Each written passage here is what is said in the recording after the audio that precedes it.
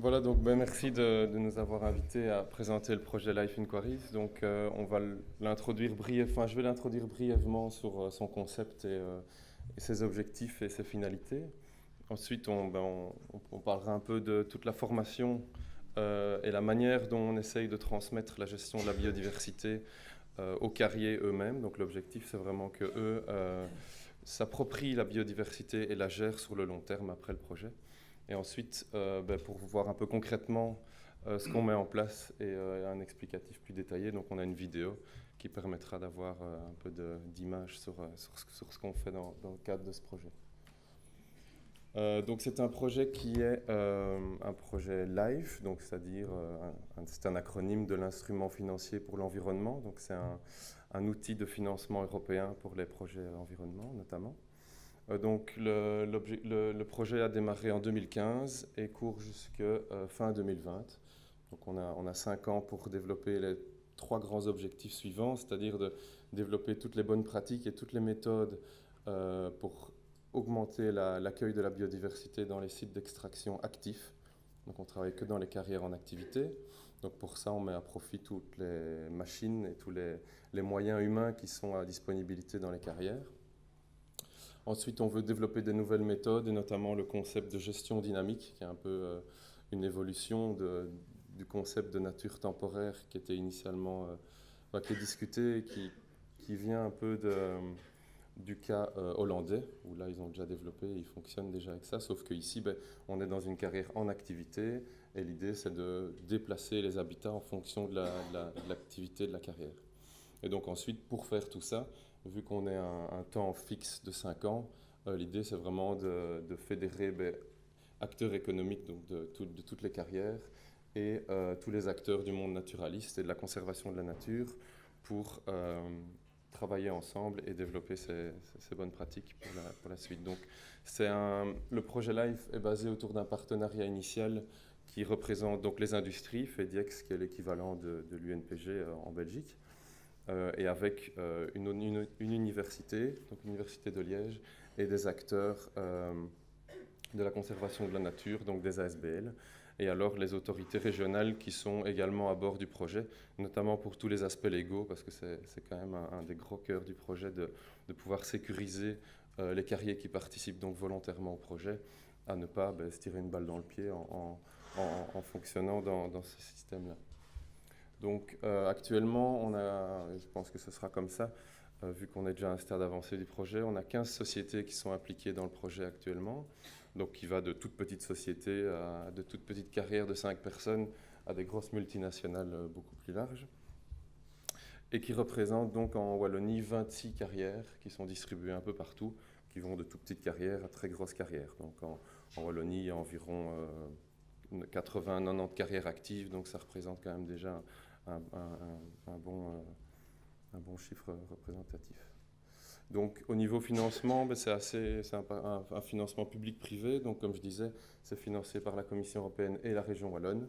Et alors toutes les sociétés qui participent au projet financent également le projet en mettant à disposition leurs machines, leur personnel et tous les cailloux, et donc toute la matière première qui va pouvoir être utilisée pour créer des pierriers, créer des abris, etc. Donc c'est un peu un financement assez innovant qui permet de faire participer tout le monde.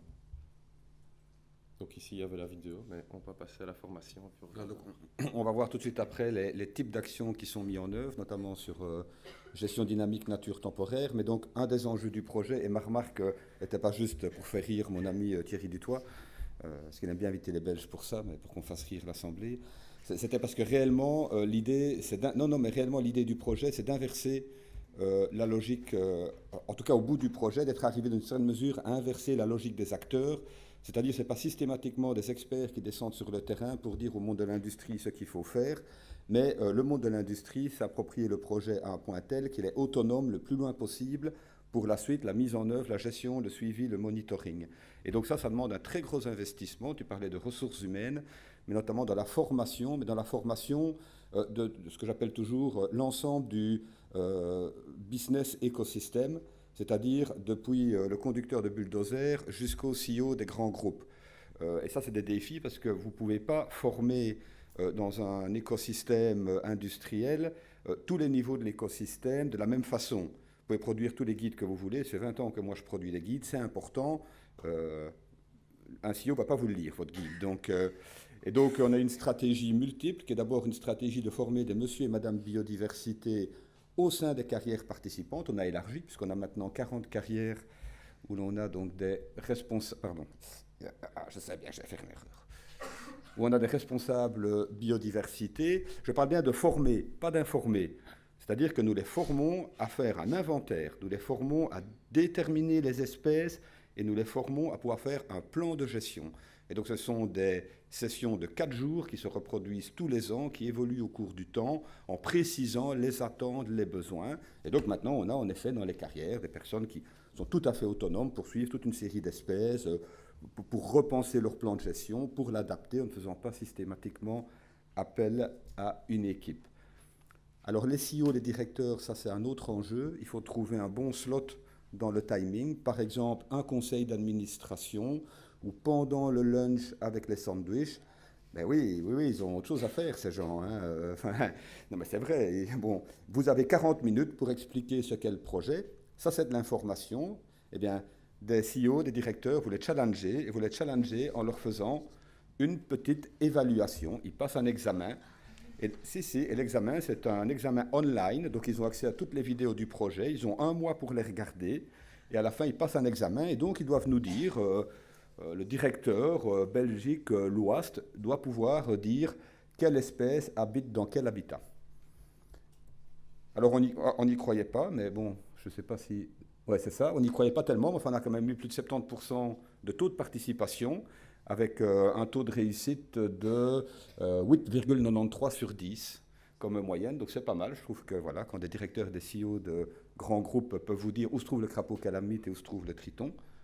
Et puis le troisième type d'acteurs, ce sont les personnes qui sont sur le site et donc les personnes qui coexistent tous les jours avec les crapauds calamites en conduisant leurs camions, en conduisant leurs bulldozers et qui deviennent des acteurs parce que c'est eux qui mettent en œuvre les actions. Et donc là, on forme à la mise en œuvre des actions dans le cadre des compétences de chaque acteur sur le site. Donc, comme tu l'as dit, c'est bien le grutier de la carrière qui creuse la mare et c'est bien le conducteur qui amène les cailloux pour faire les abris à reptiles. Et donc, vous savez que vous avez gagné une grosse partie du combat quand vous arrivez à ceci. Donc on ne s'enfuit pas devant le premier orvet, mais on s'extasie devant le premier orvet que l'on trouve lors d'un inventaire. C'était une coronelle, je pense. Ouais. Pardon. Oui, pas grave. Non, mais la résolution n'est pas très bonne. Oui.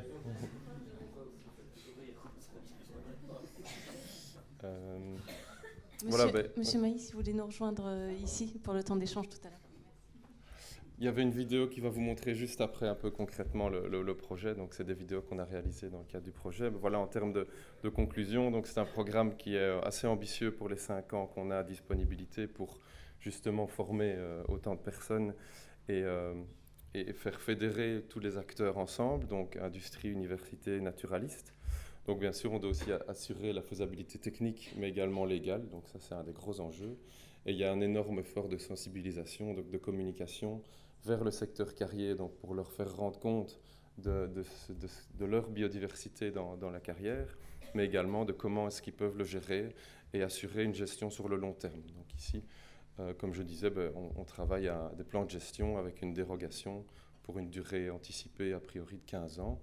Ou alors là, on invoque, mais ça j'avais oublié de préciser, le motif de protection de faune et de la flore. Vu comme on est sur des espèces vraiment pionnières, du coup, toute cette gestion est en fait nécessaire pour leur survie. Et donc ça, c'était un peu les résultats de notre étude légale. Et donc l'objectif final est vraiment d'avoir dans les 26 carrières une gestion autonome de la biodiversité par les carriers eux-mêmes. Voilà.